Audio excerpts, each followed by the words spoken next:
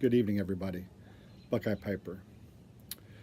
I apologize in advance if there's a lot of background noise. It's a nice day in North Carolina, and a lot of people are out and about today, which is good to see. But I wanted to get on and do a VR response to Professor Walker's English giveaway. And the ask was to do a thoroughly English video. So that's what I'm going to try to accomplish today. I'm going to explore some history of some tobacco and maybe a few other things along the way. So first of all, let's do a pipe check. Smoking my Darnley Bulldog. If you could see there, made in London, England. So I have an English pipe. Smoking an English blend in soda bed. Blended by an English blender, J.F. Germain, obviously under the name of Esoterica Tobaciana. Esoterica, one of the most popular tobaccos, the sought-after tobaccos out there right now. We all know that, right? So I wanted to look at a little bit of the history of Esoterica. So Esoterica is one of the most revered tobacco brands today, and their blends are legend. So some research was done to see how they came into existence and who was the originator. Not much can be found, but there seems to be several historical versions that the author has come across. Here's what's been pieced together so far. In either 1988 or 1990, Steve Richmond of the Piedmont Tobacconist came up with the idea of having J.F. Germain make a new line of blends to be called Esoterica Tobaciana. Some people have said the blends were launched to fill a vacuum after the famous Smoker's Haven blends had been discontinued and no longer made by Sobrani and later JFG. So we have this. Many moons ago, prior to 1960, Sobrani made private label blends for Smoker's Haven in Columbus, Ohio, which, oddly and cool enough, my hometown as I was doing this research. Sobrani White was our best blend. Cognac was Sobrani White with a cognac blender. 20th anniversary was white with an ale blender, and crumble cake was unique. Essentially, Sobrani White made it into made it to a cake and then sliced, the crumble cake. The owners of Smoker's Haven had a letter from Dr. Redstone, the big boss of Sobrani Limited, attesting to that. In 1980, with little or no warning, Sobrani got out of the private label business, and the owner of Smoker's Haven had to scramble. Dr. Redstone was mortified at his company's decision and volunteered to help find a replacement company. They came up with two, Mick McConnell and J.F. Germain. Joe Zeeve, the owner of Smoker's Haven, for some reason did not like Mick McConnell, so the decision was made to go with J.F. Germain. So, thus J.F. Germain began making these excellent blends. Sometime after 1985, the new owners of Smoker's Haven come to a parting of the ways with Germain. Then suddenly Esoterica appears on the market. And guess what? They have an ale, a cognac, a sliced cake, and a great English. So when you look at those four, their best blend used to be Sobrani White at Smoker's Haven, now becomes Margate. Their Sobrani White, or their best blend with the cognac binder or blender, becomes Pembroke. The 20th anniversary with the ale blender becomes And Soda Bed. And the crumble cake becomes, you guessed it, Penzance. So this, J.F. Germain and Sons are located in the Isle of Jersey in the English Channel, and they are obviously a tobacco manufacturer. They have 10 brands with names that they own. Germain also has proprietary recipes that are available to retailers in the UK and through distributors worldwide. For many years, the U.S. importer of Germain tobacco was George A. Garoppolo, and I probably mispronounced that. of New York City. He was specifically a custom cigarette importer and manufacturer and had the U.S. rights to import Turkish cigarettes and pipe tobaccos from smaller manufacturers, including McQuaid and Rothschilds, Carroll, and Germain. They offered to retailers three of the proprietary Germain blended tin tobaccos. When Smokers Haven of Columbus, Ohio was under its original ownership, they sold a Germain blend under the name of Crumble Cake. To the best of the author's knowledge, Giorgopolo brought the tobacco into them since they were a Germain distributor. Whether they were using the same name under which it was offered by someone in the UK, don't know. When the store changed hands, the new owners quit using Germain tobacco that had been sold as Crumble Cake and started to use an aromatic blend. In the late 1980s, Panos Georgopoulos, and I know I'm butchering his name, who ran the family business, was diagnosed with ALS, and the company was sold. It became J.A. Androne and concentrates solely on cigarette importing. Got off point there. At some point, whether at the time of the sale or a few years prior, Giorgopolo and Germain ended their distribution agreement. In the 1990s or thereabouts, Steve Richmond began importing Germain tobacco blends that were available for private labeling. He used the name Esoterica Tobacciana and named the blends after English coastal towns, all except one, and that is And So to Bed.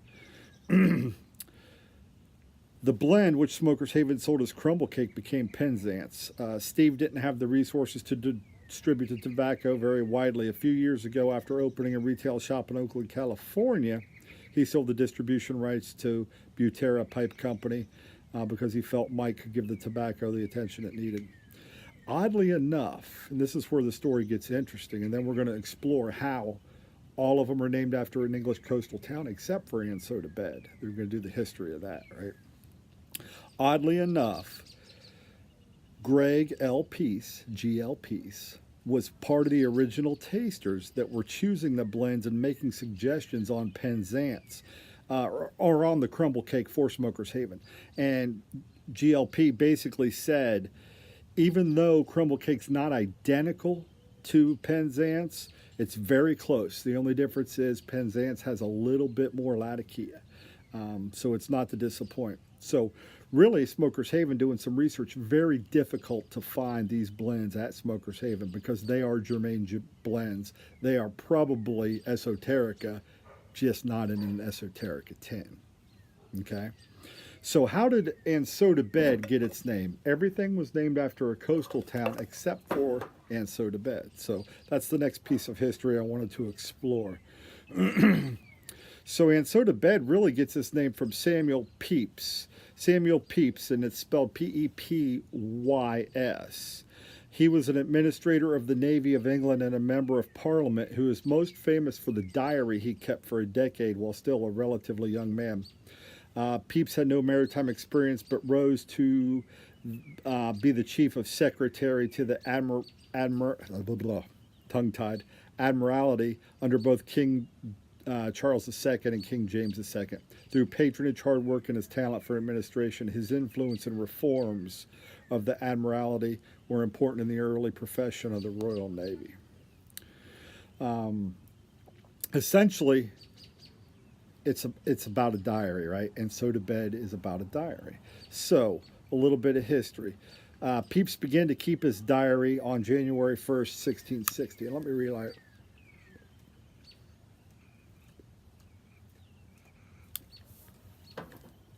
He recorded his daily life for almost 10 years. The record of a decade of Pepys' life is more than 1 million words long and is often regarded as Britain's most celebrated diary. Pepys had been called the greatest diarist of all times due to his frankness in writing concerning his own weakness and the accuracy with which he records events of daily British life and major events in the 17th century. Pepys wrote about the contemporary court and theater, including his amorous affairs with actresses, his household, and major political and social occurrences. Historians have been using his diary to gain greater insight and understanding of life in London in the 17th century. Pepys wrote consistently on subjects such as personal finance, the time he got up in the morning, the weather, what he ate, He talked at length about his new watch, which he was very proud of, had an alarm, a new accessory at the time. A country visitor who did not enjoy his time in London because he felt that it was too crowded, and his cat waking him up at 1 in the morning. All things he wrote about. Pepys' diary is one of the very few sources which provides such length and detail of everyday life and upper middle class men during the 17th century. Aside from day-to-day activities, Pepys also commented to the significance and turbulent events of his nation. England was in disarray when he began writing his diary. Oliver Cromwell had just died a few years before, creating a period of civil unrest, and there was a large vacuum power to be filled. Pepys had been a strong supporter of Cromwell, but he converted to the royalist upon the Protector's death. He was on the ship that brought Charles II home to England. He gave a first-hand account of the events in his diary, such as the coronation of King Charles II, the restoration of the British monarchy to the throne, the Anglo-Dutch War, the Great Plague, and the Great Fire of London. So I know it's getting long, but bear with me. I wanted to read one excerpt from Pepys' diary, and I picked the Ides of March because Professor Walker's VR is specifically designed around the Ides of March. So this is Pepys' diary from Monday, the 15th of March, 1669. So 350 years ago, as of the time Professor Walker will pick the winner of this VR. So here it is. Up and by water with W. Hewer to the temple, and thence to the rolls, where I made inquiry for several rolls, and was soon informed in the manner of it, and so spent the whole morning with W. Hewer, he taking little notes in shorthand, while I heard a clerk there to read to me about 12 or more several rolls, which I did call for. And it was great pleasure to me to see the method wherein the rolls are kept, that when the master of the office, one Mr. Case, do call for them, when is a man that I have heretofore known by coming to my Lord of Sandwiches, he did most readily turn to them. At noon they shut up, and W. Hewer and I did walk to the Coke at the end of Suffolk Street, where I never was, a great ordinary mightily cried upon, and there bespoke a pullet. Which while dressing, he and I walked to St. James Park, and thence back and dined very handsome, with a good soup and a pullet. Thence back to the Rolls, and did a little more business, and so to the water to Whitehall, whither I went to speak to Mr. Williamson, that if he hath any papers related to the Navy, I might see them, which he promises me, and so by water home, with great content for what I have this day found, having got almost as much as I desire of the history of the Navy from 1618 to 1642, when the King and Parliament fell out. So home, and did get my wife to read, and so to supper and to bed. So there you have it. And so to bed is how Samuel Pepys finished almost every one of his diary entries. So Esoterica, the blend that we all chase and crave and love, all named after English coastal towns except for And So to Bed. And So to Bed is named in honor of Samuel Pepys, England's most famous diarist. So there you have it, folks. And I got a little long, but wanted to say I wanted to make this as thoroughly English as I could make it. So, English pipe maker, Darnley. Oddly enough, not much history at all can be found on this pipe maker, so it's kind of a cool pipe. English blend, And So to Bed, by an English blender, oddly enough, who used to make the house blend in my hometown of Columbus, Ohio. So this ties really cool into Buckeye Piper in my life, right? So here you have Germain, who blended all this tobacco for Smokers Haven in Columbus, Ohio, who, by the way, still sells a lot of this stuff. Hint, hint, you can get Esoterica, if you can find it, from Smokers Haven under a different name. So, English pipe, English blend, English blender, English type hat. Okay?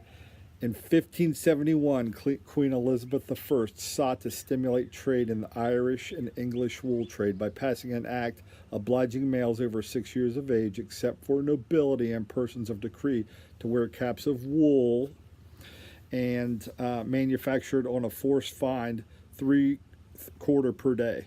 This law further established the flat cap as a staple of Irish English working class clothing culture. Even though the law was repealed 26 later, convention was established. So we made it about as English as we could, Professor Walker. Hope everybody enjoyed this. I know it was long-winded. Probably not a lot of folks are going to watch all 15 minutes. If you did, thank you. I appreciate it. Hopefully you learned something. It was cool researching this today. Hopefully no points deducted, Professor Walker, for using my phone and taking notes, because I was all over the place. But really glad that you had this VR, because it challenged me to do a little bit of research and exploring, and got to learn a little bit more about Esoterica, how it came to be, how it's named, and who it's named after. And I had a little fun reading part of the diary from Samuel Pepys. Hope you all enjoy.